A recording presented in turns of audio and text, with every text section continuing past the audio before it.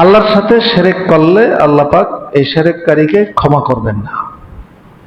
হাদিস শরীফে এসেছে, রাসূল পাক সাল্লাল্লাহু আলাইহি ওয়াসাল্লাম বলেছেন, যে ব্যক্তি আল্লাহর সাথে সাক্ষাৎ করলো এমন অবস্থায় যে সে কি শিরক করেছে, তওবা করে নাই, সে জাহান্নামী হবে। আল্লাহ জান্নাত তার উপরে কি করে দিয়েছেন? হারাম করে দিয়েছেন। وَيَغْفِرُ مَا دُونَ ذَلِكَ لِمَن يَشَاءُ। শিরক ছাড়া অন্যান্য যে কবিরা গুনাহ আছে সেগুলো থেকে তওবা না করলেও আল্লাহ যাকে চান ক্ষমা করে দিতে পারেন। শিরকের গুনাহ থেকে তওবা না করলে আল্লাহ ক্ষমা করবেন না।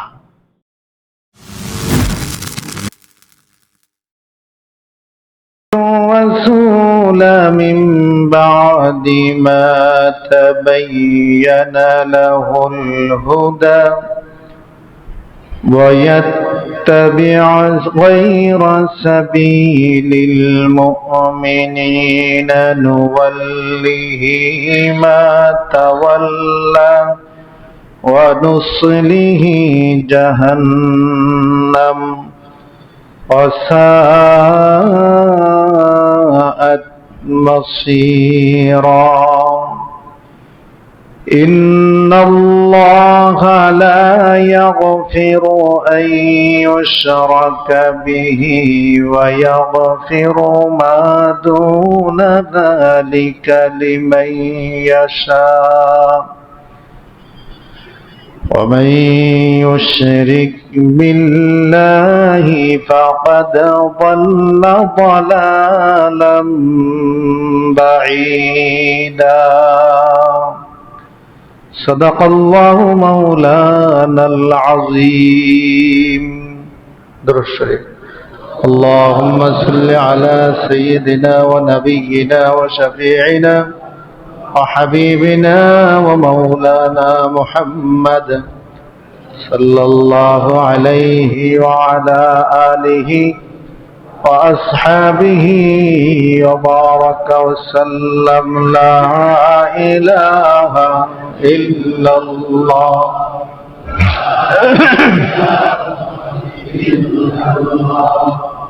لا إله إلا الله لا إله إلا الله لا إله إلا الله لا إله لا إله إلا الله لا إله لا إله إلا الله لا إله لا إله لا إله إلا الله لا إله إلا الله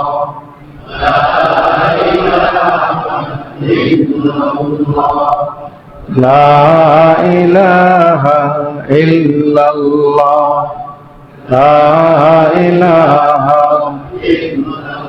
الله لا إله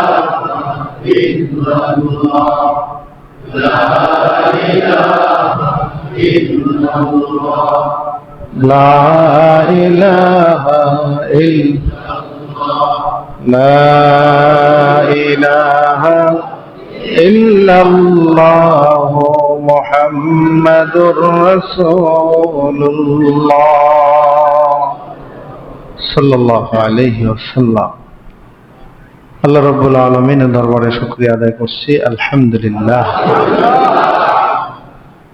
পবিত্র কোরআনুল কারীমের ধারাবাহিক তাফসীর। আজকে আমরা সূরা নিসার 115 নম্বর আয়াত শেষ করেছিলাম, কিন্তু আবার ওই আয়াত থেকেই শুরু করছি। আল্লাহ রাব্বুল আলামিন বলেন, ومن يشاقق الرسول من بعد ما تبين له الهدى যে ব্যক্তি তার কাছে হেদায়েত স্পষ্ট হয়ে যাওয়ার পরে রাসূল পাক সাল্লাল্লাহু আলাইহি ওয়াসাল্লামের বিরোধিতা করবে এবং মুমিনদের পথ ছাড়া অন্য পথ অনুসরণ করবে, অন্য পথে চলবে। নুওয়াল্লিহি মা তাওয়াল্লা, সে যে পথে চলতে চায় আমি সে পথে চলার শক্তি তাকে দিয়ে দিব। অনুসলিহি জাহান্নাম, পরকালে তাকে আমি জাহান্নামে ঢোকাবো। আসাআত মাসীরা, ঠিকানা হিসাবে জাহান্নামটা খুবই নিকৃষ্ট ঠিকানা। দুনিয়া পরীক্ষার হল। আল্লাহ রসুলের বিরোধিতা করলে, ইমানদারদের পথ বাদ দিয়ে অন্য পথে চললে আল্লাহ বলেন সেই সুযোগ আমি দেব, আমি তাকে থামিয়ে দেব না, থমকে দেব না, সুযোগ দেব। যেহেতু আমার বলে দেওয়া আছে কোনটা সঠিক পথ, কোনটা ব্যাঠিক, কোনটা সত্য, কোনটা মিথ্যা, কোনটা হক, কোনটা বাতিল, বলে দেওয়া আছে। সে নিজের জ্ঞান দিয়ে, বুদ্ধি দিয়ে সঠিক পথ গ্রহণ না করলে তাকে আমি জোর করব না সঠিক পথ গ্রহণ করার জন্য। অন্যায় পথে চললে তাকে আমি বাধা দিব না, সে চলতে পারবে। বাধা দিলে আর পরীক্ষার হল থাকে না।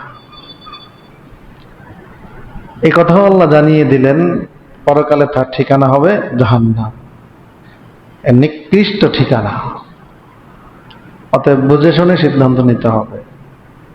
আরেকজনে চলে এই জন্য আমি চলবো, আরেকজনে বলে এই জন্য আমি বলবো, আরেকজনে মানে এই জন্য আমি মানবো, আরেকজনের কবরে আমি যাব না, আমার কবরে সে যাবে না। আমাকেই আমার প্রশ্নের জবাব দিতে হবে, নকল করার কোনো সুযোগ নাই। এজন্য আমাকে বুঝে শুনে সিদ্ধান্ত নিতে হবে। ঈমান আনার জন্য নিদর্শনের কোনো অভাব নাই। ঈমান আনার জন্য আল্লাহ রাব্বুল আলামিন অনেক আয়াত, অনেক নিদর্শন, অনেক বিষয় রেখেছেন। ঈমান না নিয়ে মৃত্যুবরণ করলে বিনা হিসাবে জাহান্নাম, কোনো হিসাব লাগবে না, বিনা হিসাবে জাহান্নাম। বুঝে শুনে সিদ্ধান্ত নিতে হবে। ঈমান আনার পরে ঈমানের মধ্যে যেন আবার ভেজাল না থাকে। ঈমানটা হতে হবে কি? নির্ভেজাল। কি হতে হবে? নির্ভেজাল হতে হবে। নির্ভেজাল না হলে সেটাও বিপদ। পরের আয়াতের মধ্যে আল্লাহ রাব্বুল আলামিন বলেন, ইন্নাল্লাহা লা ইয়াগফিরু আন ইউশরাকা বিহি ওয়া ইয়াগফিরু মা দুনা যালিকা লিমান ইয়াশা ওয়া মান ইউশরিক বিল্লাহি ফাকাদ দাল্লা দালালাম বাঈদা। আল্লাহর সাথে শিরক করলে আল্লাহ পাক এই শিরককারীকে ক্ষমা করবেন না। হাদিস শরীফে এসেছে, রাসূল পাক সাল্লাল্লাহু আলাইহি ওয়াসাল্লাম বলেছেন, যে ব্যক্তি আল্লাহর সাথে সাক্ষাৎ করলো এমন অবস্থায় যে সে কি শিরক করেছে, তওবা করে নাই, সে জাহান্নামী হবে। আল্লাহ জান্নাত তার উপরে কি করে দিয়েছেন? হারাম করে দিয়েছেন। وَيَغْفِرُ مَا دُونَ ذَلِكَ لِمَن يَشَاءُ। শিরক ছাড়া অন্যান্য যে কবিরা গুনাহ আছে সেগুলো থেকে তওবা না করলেও আল্লাহ যাকে চান ক্ষমা করে দিতে পারেন। শিরকের গুনাহ থেকে তওবা না করলে আল্লাহ ক্ষমা করবেন না। শিরকে আকবার, শিরকে আসগার, বড় শিরক, ছোট্ট শিরক। বড় শিরক কোনটা? আল্লাহ ছাড়া অন্য কারো ইবাদত করা, মূর্তি পূজা করা, মানুষকে সেজদা দেওয়া, জেতা মানুষ, মরা মানুষ, জীবিত মানুষ, মৃত মানুষ। আমাদের বাংলাদেশে তো এমন অনেক পীরের দরবার আছে যে পীরের পায়ে সেজদা দেয়, আছে কি না? পীর সাহেবও সেজদা নেয়, নিজেও মুশরিক, মুরিদরাও মুশরিক, বিনা হিসাবে জাহান্নাম।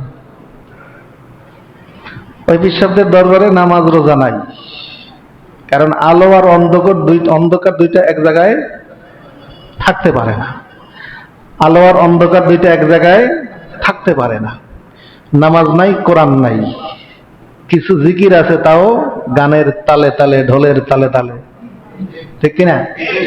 অতএব বুঝে শুনে সিদ্ধান্ত নিতে হবে। এরা কয় নম্বর পীর বলেন? হ্যাঁ, অনেকে কয় নম্বর ছাড়া, অনেকে কয় 2 নম্বর। নম্বরের মধ্যে 2 নম্বরটা সবচেয়ে খারাপ, এর পরের গুলাও ভালো, আর 1 নম্বর তো ভালোই। এরা হইল 2 নম্বর পীর। সেজদা নেয়, সেজদা দেয়। আমাদের এক মুসল্লি ছিল আমাদের কাজীবাড়ি মসজিদে, বলতেছে, হুজুর আমার পীর সাহেবের ছবি আমার ঘরে টানানো আছে। আমি ঘরে ঢোকার সময় তাকে এইভাবে দূরের থেকে কর্নিশ করি, সেজদা দেই, আবার বের হওয়ার সময় সেজদা দেই। তা আমি বললাম যে আপনার নামাজ রোজা করিয়া তো কোনো লাভ নাই, আবার কোরআন শরীফে পড়ে মসজিদে বসা, আপনার তো কোনো লাভ নাই। বোঝানোর পরে বুঝে আসছে।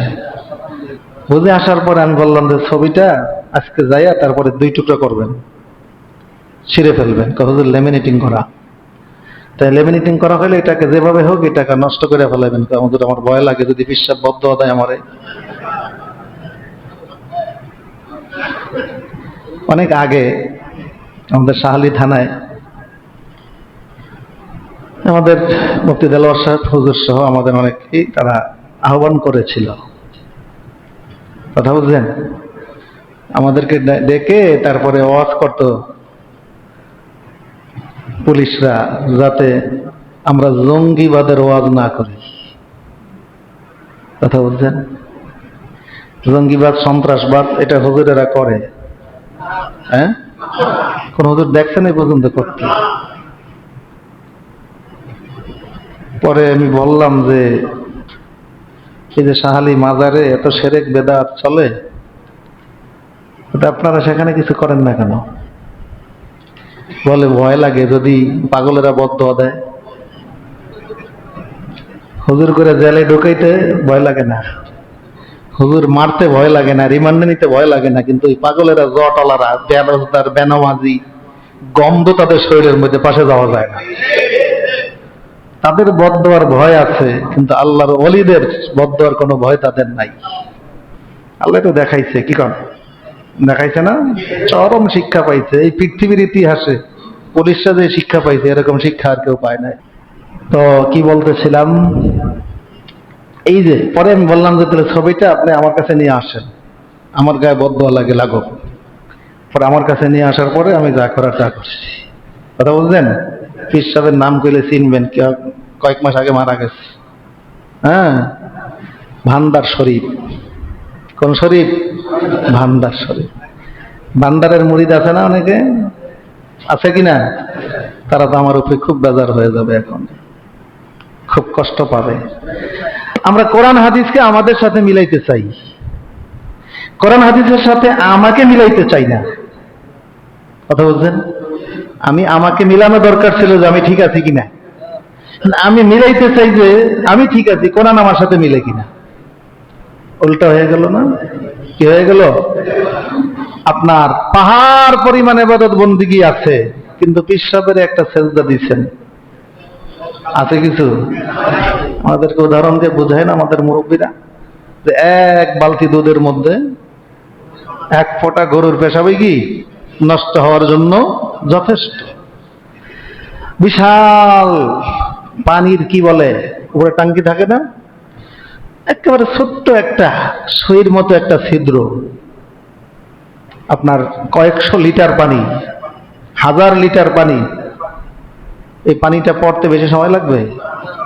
হ্যাঁ, কয়েক ঘন্টা পরে দেখা যাবে যে টাঙ্কি কি হয়ে গেছে, খালি হয়ে গেছে। এরকম কিয়ামতের ময়দানে অনেক মুসল্লিদের টাঙ্কি খালি হয়ে যাবে। এত নামাজ গেল কি, এত রোজা গেল কি, এত দান সদকা গেল কি, এত ইবাদত গেল কি, সব টাঙ্কি খালি। এজন্য টাঙ্কির ছিদ্র বন্ধ করতে হবে। কি করতে হবে? ছিদ্র বন্ধ করতে হবে। বাংলাদেশে এরকম অনেক পীরের দরবার আছে। ওখানে আমার মানুষ যায় বেশি, কারণ সেখানে গেলে নামাজ রোজা করা লাগে না। এত কষ্ট শীতকালে বসে বসে বড় রাত্রে রোজুর কষ্ট, এত ইবাদত বন্দেগী, এত হালাল হারাম বাঁচা, পর্দা নাই পর্দা নাই, হালাল নাই হারাম নাই, গাঁজা কি বলেন, হিরোইন, হ্যাঁ যত কিছু আছে সব সেই জায়গায় পাওয়া যায়। কে কষ্ট করিয়া চরমনের বিশ্বাসের কাছে যায়, কে কষ্ট করিয়া শস্যিনা বিশ্বাসের কাছে যায়, কে ফুরফুরা যায়, কে জনপুরা যায়, হক্কারি পীরের কাছে আর যায় না। আর তারা কি কয় জানেন? কেমন কামেল পীর গো বাবাই, কেমন কামেল পীর, নাই ক বাবার দাড়ি টুপি তবু লোকের ভিড়, বাবাই কেমন ভণ্ড পীর। আবার কি কয়, আমাকে বাবাই নামাজ না পড়লে কি হইব, আঙ্গুল দিয়ে ইশারা করলে কলপ ঠকঠকাইয়া লড়া শুরু করে, লাফ দেওয়া শুরু করে, করলে বাবায় হাতি সারা লোক হয়ে যায় পাগল পারা, ঠকঠকিয়ে লারে কলব রয় না রে স্থির, কেমন কামেল পীর গো বাবাই, কেমন কামেল পীর, নাইক বাবার দাড়ি টুপি তবু লোকের ভিড়, বাবাই কেমন ভণ্ড পীর। খবরদার সাবধান, যাতে মানুষকে সেজদা দিলেও ইমান যাবে, আর মরা মানুষকে সেজদা দিলেও ইমান যাবে। বাবায় সেজদা নিতে নিতে বাবার পেট ভরে না, মারা যাওয়ার পরে আবার তার কবরে সেজদা দিতে হয়। যারা মুরিদ হইতে হয় কি করতে হয়? সেজদা দিতে হয়। কবরে সেজদা তো বাংলাদেশে নাই, আছে কি না? বেশি দূর যাওয়া লাগবে না, হাঁটিয়া গেলে মাত্র 5 মিনিট 6 মিনিট লাগবে। আর রিক্সায় গেলে এখন তার 20 টাকার নিচে রিক্সা ভাড়া দেওয়া যায় না। কি কম ভাড়া হয় সর্বোচ্চ 10 টাকার, 20 টাকা না দিলে রিক্সাওয়ালারা নেয় না। বলেন তো কোন জায়গায় গেলে পাওয়া যাবে? আলী রহমতুল্লাহ আলীর মাজারে পাওয়া যাবে। আজকে জুমায়ও আমরা এটা আলোচনা করেছি, যারা জুমায় ছিলেন মনে আছে তো আপনাদের? তো শিরক, মাজারে মান্নত করা, এটাও শিরক। খালি বলে গেলাম যে শিরকের গুনাহ আল্লাহ মাফ করবেন, আমি শিরক কোনটা কোনটা এটা না জানা থাকলে আমার দ্বারাও তো শিরক হয়ে যেতে পারে। আল্লাহ ছেলেটারে সুস্থ করলে শাহজালালের মাজারে নিয়ে যাবো, মান্নত হয়েছে কিনা? মান্নত হয়েছে কিনা? আল্লাহ মেয়েটারে সুস্থ করলে শাহজালালের মাজারে একটা ছাগল দেব, শাহালির মাজারে একটা ছাগল দেব। শাহালি সব ছাগল খায় কয়টা দিলি? হ্যাঁ, কারে দেন? কে খায়?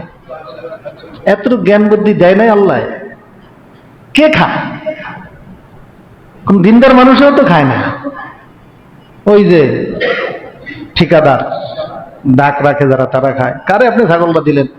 ছাগল, ভালো ছাগল কিনতে গেলে অন্তত মোটামুটি 12-15 হাজার টাকা লাগে। 15 হাজার টাকা নষ্ট করিয়া ইমানটারে বিক্রি করিয়া দিলেন,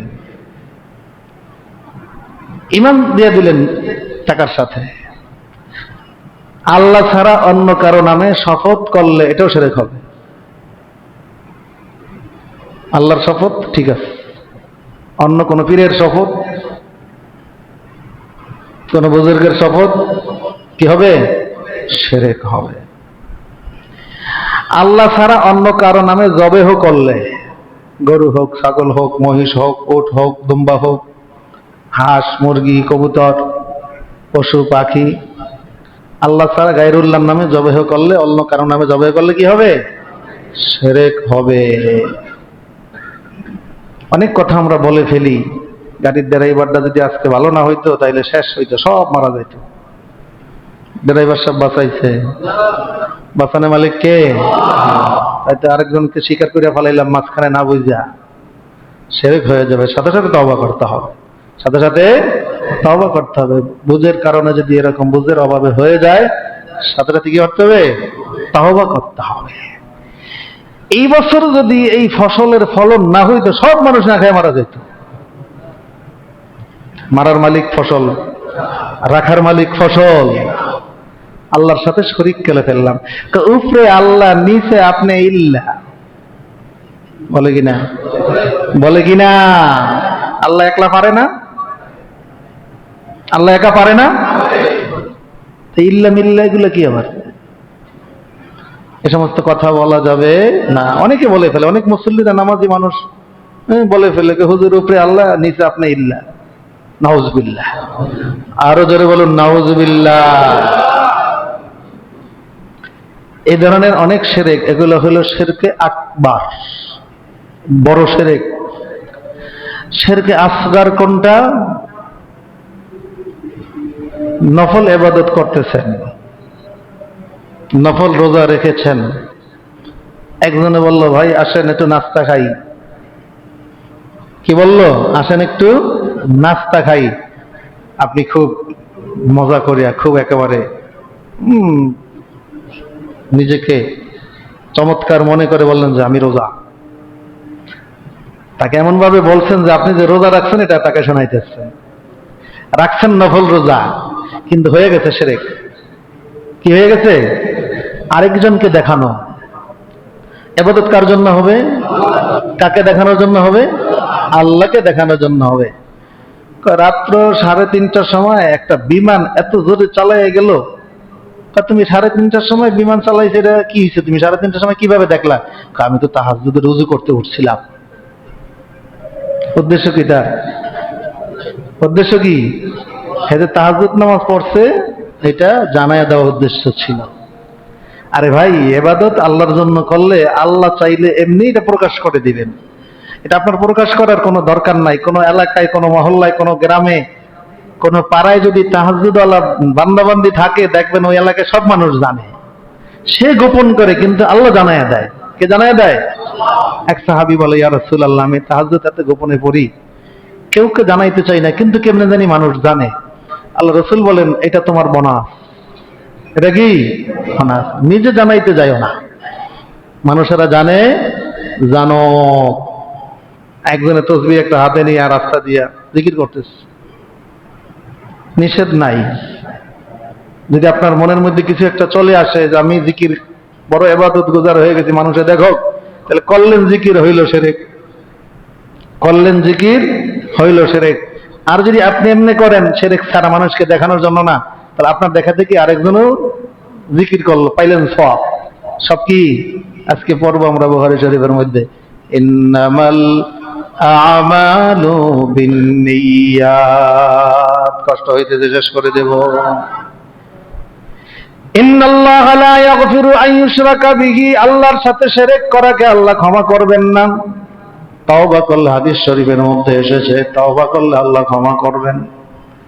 ওয়া ইয়াগফিরু মা দুনা যালিকা লিমান ইয়াশা, এর চেয়ে নিম্ন স্তরের অপরাধ, কবিরা গুনাহ অন্য যা আছে, একজনে নামাজ পড়ে নাই বেনামাজি, রোজা রাখে নাই বেরোজগার, অন্যান্য আর কবিরা গুনাহ করেছে, আল্লাহ চাইলে তাওবা ছাড়াও ক্ষমা করে দিবেন, কিন্তু শিরকের গুনাহটা আল্লাহ তাওবা ছাড়া ক্ষমা করবেন না। ওমান ইউশরিক বিল্লাহি ফাকাদ দাল্লা দালালাম বাঈদা। আর যে ব্যক্তি আল্লাহর সাথে শিরক করে, সে এমন গোমরা হয়, একেবারে কঠিন গোমরা, তার আর হেদায়েত পাওয়ার রাস্তা থাকে না। ইয়াদউনা মিন দুনিহি ইল্লা ইনাসা ওয়া ইয়াদউনা ইল্লা শাইতানাম মারিদা। মুশরিকরা আল্লাহকে বাদ দিয়ে যাদেরকে ডাকে, তারা কতিপয় নারী। তারা কি? কতিপয় নারী। অর্থাৎ তারা যে সকল মূর্তির নাম রেখেছে, কি কি নাম আছে? লাত, মানাত, উজ্জা, আছে কি না? হ্যাঁ আছে। এগুলো সব স্ত্রীলিঙ্গ, নারী। তারা ফেরেশতাদেরকে কি বলে জানেন? ফেরেশতারা আল্লাহর মেয়ে। আরেকটু জোরে কন। আল্লাহ কয়, তোমরা আমার ভাগে সব মেয়েদেরকে দিলা, আর মেয়ে সন্তান জন্মগ্রহণ করলে তখন তোমাদের চেহারার দিকে তাকানো যায় না, সব মেয়ে তোমরা আমাকে দিয়া দিলা। নাউজুবিল্লাহ বলেন।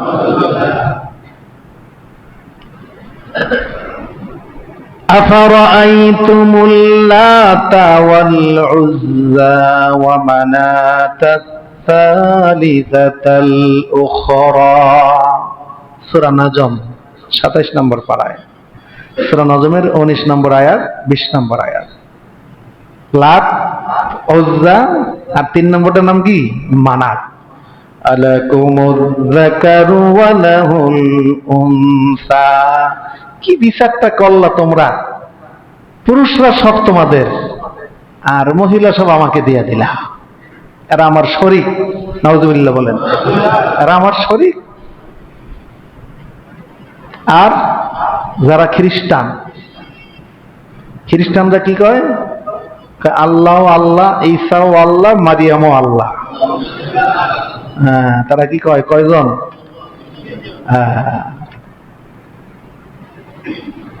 যাক, অন্যান্য আয়াতের মধ্যে আছে তিলকা ইযান কিসমাতুম দীজা। আল্লাহ বলেন, এখানে তো তোমরা আমার সাথে বড় একটা বৈষম্য করে ফেললা। কি করে ফেলেছো? বৈষম্য করে ফেলেছো। এটা এই যুগের অনুবাদ। শাব্দিক অর্থ হলো তোমরা এখানে একটা অসম্পূর্ণ ভাগ বন্টন করেছো। তা অসম্পূর্ণ ভাগ হলে সেটা কি বৈষম্য বলা হয় না? তোমরা বৈষম্য করে ফেলেছো। তো অন্য জায়গার মধ্যে আছে, আল্লাহ রাব্বুল আলামিন বলেছেন সূরা নাহলের মধ্যে, যে আল্লাহ যে বললেন যে সব মেয়েদেরকে আমারে দিয়ে দিলা আর পুরুষ তোমরা নিয়ে নিলা। এর অর্থ হইল ওয়ায়াজআলুনা লিল্লাহিল বানাতি সুবহানাহু ওয়া লাহুম মা ইয়াশতাহুন।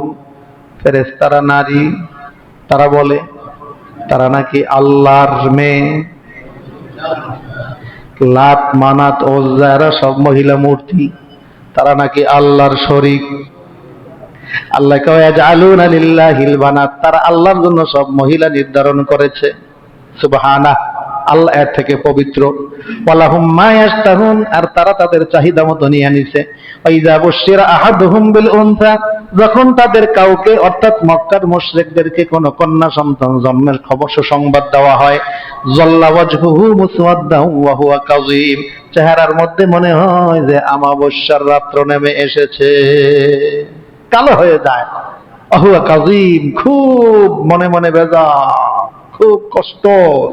ইয়াতাওয়ারা মিনাল কওমি মিন সুই মা বুশিরা বিহি, যেই কন্যা সন্তান জন্মের সুসংবাদ তাকে দেওয়া হয়েছে সেটাকে দুঃসংবাদ ভেবে, সুসংবাদটাকে সুসংবাদ ভাবে না, দুঃসংবাদ ভেবেই সমাজের মানুষ থেকে কিভাবে লুকাবে, চেহারাটা কোন জায়গায় লুকাবে, কোন জায়গায় পালাবে, এই চিন্তায় ব্যতিব্যস্ত হয়ে যায়। আয়ুমসিকুহু আলা হুনিন আম ইয়াদুসসুহু ফিত তুরাব, এই লাঞ্ছনা অপমান মেনে কন্যা সন্তানটিকে কি জীবিত রেখে দিবে নাকি জীবিত অবস্থায় মাটির মধ্যে পুঁতে দিবে, এটা নিয়ে বড় টেনশনে পড়ে যায়। আলা সাআ মা ইয়াহকুমুন, আল্লাহ বলেন তারা যেই ফয়সালা করে, যে বিচারটা করে, এটা বড় খারাপ বিচার, বৈষম্য। নাউজুবিল্লাহ বলেন। তা আল্লাহ বলতেছেন আয়াতের মধ্যে, শেষ করে দিব, কষ্ট হইতেছে আপনাদের? যতক্ষণ থাকবেন ফেরেশতাদের বেষ্টনীর মধ্যে আছেন, বের হয়ে যাবেন, এই বেষ্টনী আর পাবেন না। হায়াত তো একটা নির্ধারিত সময়, এর বাইরে আর সময় পাবেন না। এই সময় থেকে যতখানি কোরআনকে দেওয়া যায়, যতখানি মসজিদে দেওয়া যায়, যতখানি আল্লাহকে দেওয়া যায়, পরকালে দেখবেন এর বিনিময়ে আল্লাহ অনেক কিছু দিয়েছেন। আরেকটু জোরে তাসবিহাতুন ওয়াহিদাতুন খায়রুম মিনাদ দুনিয়া ওয়া মা ফিহা। আল্লাহর নবী বলেন, একবার সুবহানাল্লাহ বল, এটার কি দাম তোমরা কি জানো? গোটা পৃথিবী বিক্রি করে দিলে, পৃথিবী এবং তার মধ্যে যা কিছু আছে সব বিক্রি করলে যেই মূল্য হবে, একবার সুবহানাল্লাহর মূল্য তার চেয়েও বেশি। ইয়াদউনা মিন দুনিহি ইল্লা ইনাসা, আল্লাহকে বাদ দিয়ে তারা যাদেরকে শিরক করে, যাদেরকে শরীক করে আল্লাহর সাথে, তারা কিছু মহিলা নাম মাত্র। ওয়া ইয়াদউনা ইল্লা শাইতানাম মারিদা, মুশরিকরা তো সেই বিতাড়িত শয়তানকেই তারা ডাকে। লাআনাহুল্লাহ, যে শয়তানকে আল্লাহ কি দিয়েছেন? অভিশাপ দিয়েছেন, রহমত থেকে দূরে সরিয়ে দিয়েছেন। وقال لأتخذن من عبادك نصيبا مفروضا। শয়তান বলেছিল, আল্লাহ অবশ্যই তোমার বান্দাদের থেকে একটা বিশাল অংশকে, একটা নির্দিষ্ট অংশকে আমি আমার দলে ভাগিয়ে নিয়ে যাব। শয়তান তাদেরকে নিয়ে যাইতেছে। তারা মূর্তি পূজা করে, তারা কয় যে ইহুদিরা কি বলে, আল্লাহর ছেলে আছে, ওজায়ের নবী আল্লাহর ছেলে, নাউজুবিল্লাহ। খ্রিস্টানরা কয় ঈসা নবী আল্লাহর ছেলে, মারিয়াম আল্লাহর বউ, আরো জোরে নাউজুবিল্লাহ। আর আল্লাহ কি কয়, কুল হুয়াল্লাহু আহাদ আল্লাহুস সামাদ। এ নবী বলে দেন, আল্লাহ এক, আল্লাহ একক।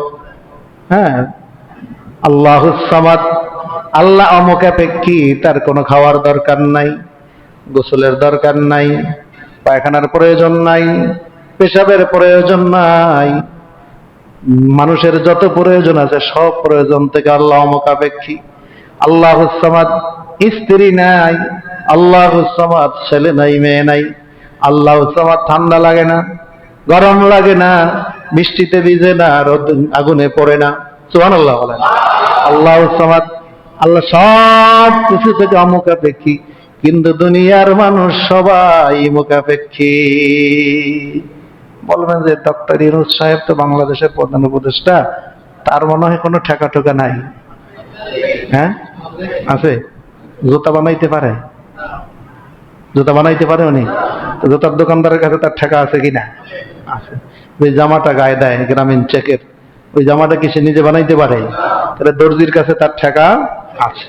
কাপড়টা নিজে বানাইতে পারে, তাইলে টেক্সটাইলের কাছে, মিলের কাছে তার কি আছে? ঠেকা আছে। সকালবেলা যে নাস্তা খায়, এই নাস্তার উস্তার সব নিজে বানাইতে পারে, তাইলে একজন বাবরচির কাছে তার কি আছে? ঠেকা আছে। এইভাবে হিসাব করতে গেলে হাজারো ঠেকা আছে। আছে কিনা? কারো না কারোর কাছে আমাদের কি আছে? ঠেকা আছে। আল্লাহকে আল্লাহুস সামাদ, আমার কারো কাছে ঠেকা নাই। সুবহানাল্লাহ। লাম ইয়ালিদ ওয়া লাম ইউলাদ, আল্লাহ কাউকে জন্ম দেননি, আর তিনি কারো থেকে জন্ম নেননি। কাউকে জন্ম দেন নাই, কারো থেকে জন্ম নেন নাই। ওয়ালাম ইয়াকুল লাহু কুফুয়ান আহাদ, তার সমকক্ষ কেউ ছিল না, এখনো নাই, কিয়ামত পর্যন্ত আসবে না। ছোটবেলায় মাথার মধ্যে খালি একটা জিনিস চিন্তা হইতো যে আল্লাহরে কে বানাইছে? আমার বাবার থেকে আমি হয়েছি, বাবাই দাদার থেকে হয়েছে, দাদায় তার বাপের থেকে হয়েছে, বাবা হইতে হইতে আইছে, আল্লাহ কার থেকে হয়েছে? আল্লাহ রাসূল হাদিসে বলেছেন, তাফাক্কারু ফি খালকিল্লাহ ওয়ালা তাফাক্কারু ফিল্লাহ। আল্লাহরে নিয়ে চিন্তা করে জীবন খুয়াইও না, কোনোদিন এটার উত্তর পাবে না। আল্লাহর সৃষ্টি নিয়ে তুমি চিন্তা করো। কি নিয়ে চিন্তা করো?